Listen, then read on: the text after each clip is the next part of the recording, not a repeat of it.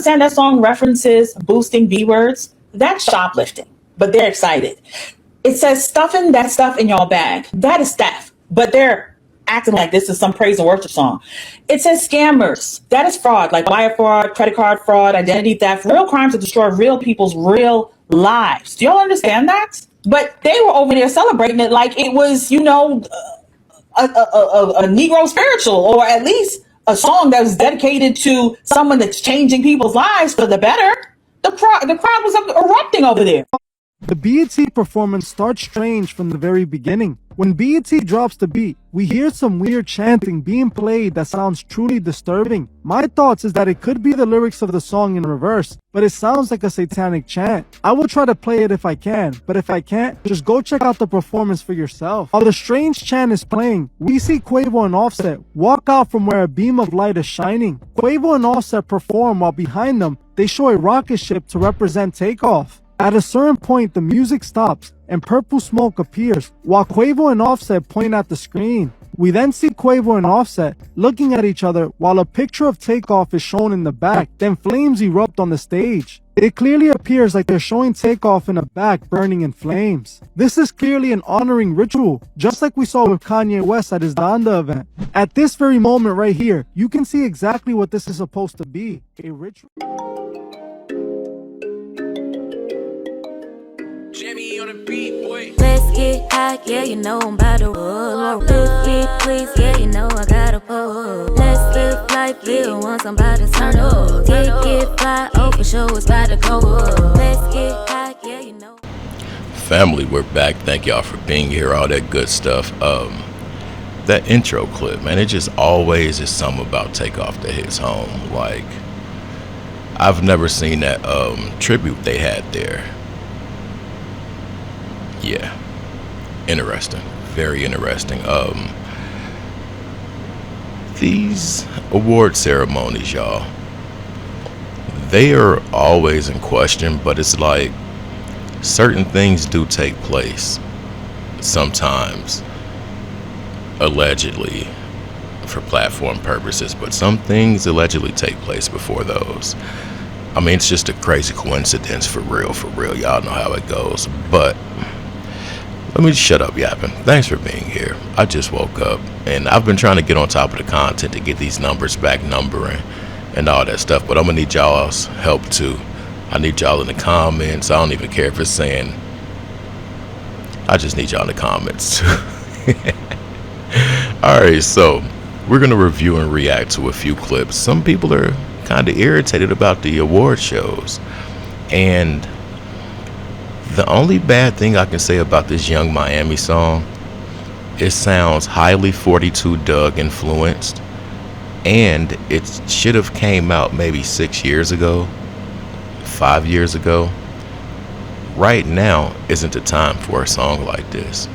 And it also makes me think about that mother and daughter that did the challenge with some bags that weren't theirs and they got apprehended. Yeah. Anyways, we're gonna review and react to a few clips. I can feel what India Irie is saying, but love, you've had 26 plus years to express the same sentiment. And this isn't me defending Young Miami. It's me just being real. We got songs with female dogs, 304s. I got the preacher daughter doing this and that, and why now, India? That's my only question. Period. What she said wasn't wrong, but why now? Where have you been? No, real talk though. Let's get to the content. Alright, so the first clip we're gonna watch is Truth Is. Y'all know that's the guy. He's gonna break down the T.I. performance. And mind you guys, I don't watch this stuff in real time. I just hate the mere fact that they can reel a lot of you in, have a performance they know you want to see, they'll advertise that performance like it's about to come up next. So by 8:30, you're like, yeah, I'm ready to watch so and so. The next day at work, you're tired. You're this, you're that, because you thought you were gonna catch the act at 8 something, maybe 9 something.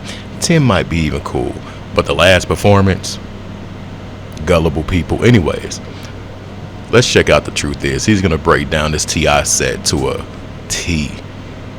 And yes, T.I.'s a part of him. If you thought he wasn't, yeah, let's go.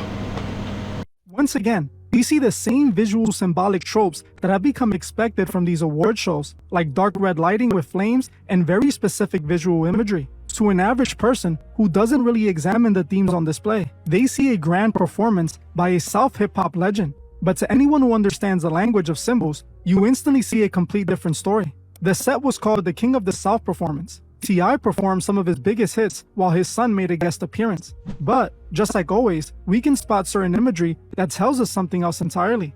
First, let's talk about the symbolism of the king and the crown.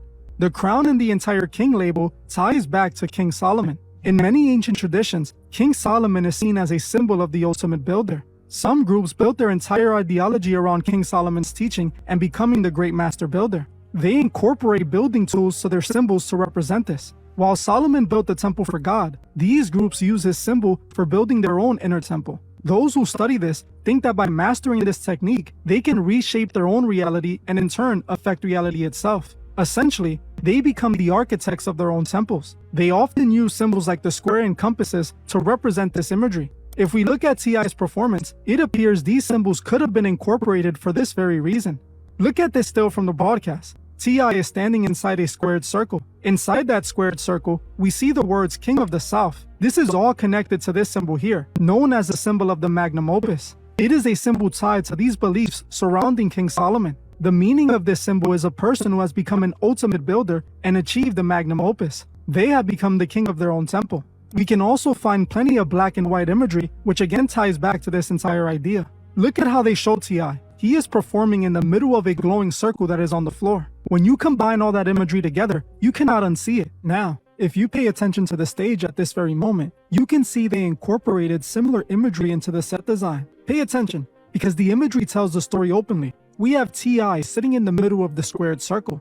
This symbol closely mimics the symbol for the magnum opus. The entire time, T.I. is performing on a literal square. Like I already said, the square is a symbol associated with these teachings. Pay attention to how they position the square in the diamond position. This is because the square and compasses fit tightly inside that diamond. If you look at this moment here, T.I. is literally performing over what seems to be the symbol known as the Seal of Solomon. We can also see that behind them, they show this text on the Jumbotron. Now, I don't know why it's there. If you guys have any theories, let me know below.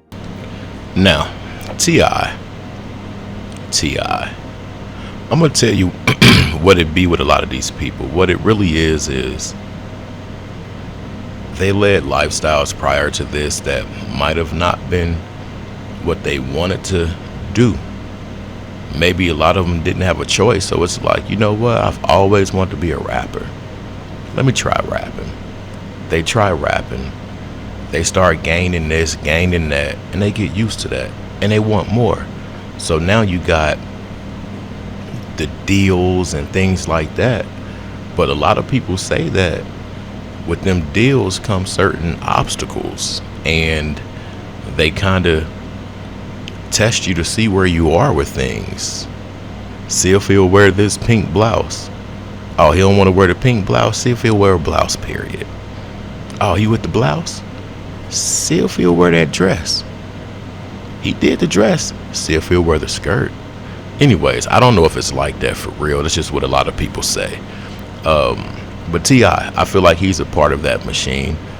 I don't know if he is or not for sure, but I feel like I feel. Wink, wink. Let's continue. Now, this next clip we're gonna watch. They got him, y'all.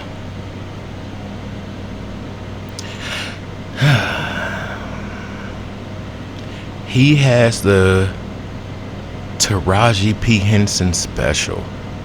He has the grieving widow hat. This dude has the Sunday specials at your local church in the hood hat. Something our grandmothers would wear.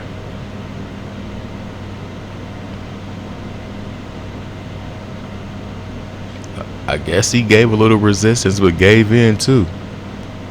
Man, I ain't gonna wear this, I ain't gonna wear that, but alright, put the hat on me. Make it match the outfit. I'm gonna act real tough, and I'm gonna do some real tough poses in my photo shoot. It's not working, bro. Check this out, y'all. What? Boy, listen. The money's with the nails and the hair and the... Who's doing this? Man, listen, bro. This shit got me fucked up because I fuck with the baby. Take the hat off, nigga. That's a gangsta-ass goddamn outfit he had on. Somebody gave him that hat. Talk to me. Man, this is news radio, man. This shit getting crazy. Get out. I was joking when I said they got the baby, but OMG, they really got the baby. Y'all seen the thing that Druski was throwing up when he was mocking Jay-Z? They got him. And I'm gonna tell y'all what this is. The baby. He said what he said on stage. He went through the cycle of what he had to go through allegedly for doing that. Now he's wearing his hat because they got his head, y'all. They're in his mind. You got the veil or whatever them things, like, literally speaking, I'm sure it blurred his vision. Think about what I'm saying in its simplest form. That feminine hat is on his head, over his brain, where his mind is. But it's draping something over his eyes that could possibly blur the vision. And I wonder if they were hoping he would do something like that, like a female would do. Let me know your thoughts. If you're still here, say I'm here. I was going to include this thing with Druski and all that stuff, but y'all know what's going on with bro. And it ain't no turning around. Real talk. I don't think him bringing a little church thing up there or whatever, I don't think that was to make fun of the preachers. I think that was to make fun of the thing as a whole, if you catch my drift. Anyways, you're still here, say I made it. I'm out. Peace.